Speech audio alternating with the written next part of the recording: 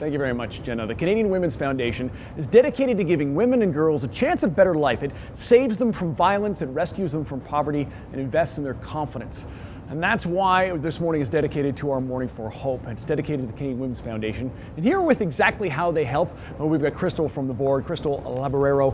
Crystal, let's talk about how you guys help, because you have such a wide range to deal with. Let's talk emergency help when it comes to shelters. How do you guys help the shelters? Well, right now we fund half of the proceeds that we're raising for the campaign, which runs until Mother's Day. Okay. Half of the proceeds will go to shelters, all of the shelters across Canada. So in specifically what's happening in Manitoba, we have 21 shelters and 6 of them are in Winnipeg.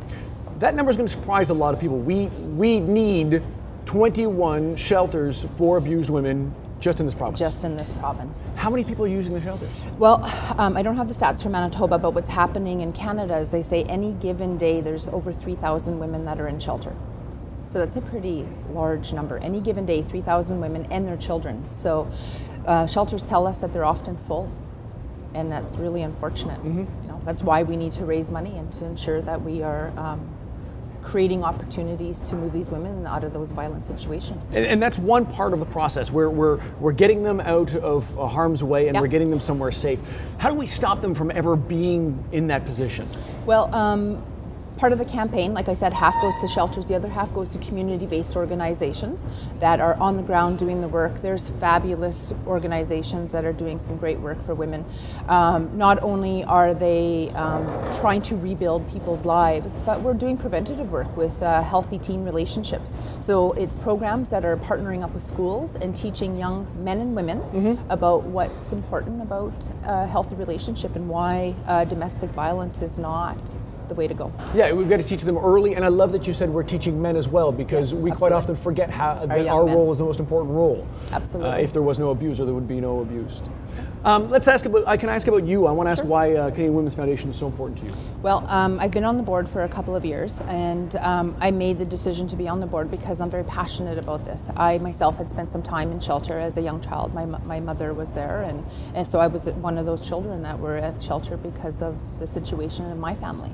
So this is it happens in all backgrounds. It doesn't matter what religion, what ethnic background. It doesn't matter your social class. Domestic violence happens.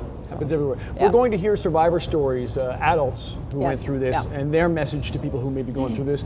Do you have a message for young people who may be experiencing what you were experiencing not too long ago? Well, you know, I have 4 daughters, and I would never ever want them to be in a situation in terms of having to experience that. And I think it's really important that if they find themselves in those types of situations that you get help and don't be embarrassed and talk to people.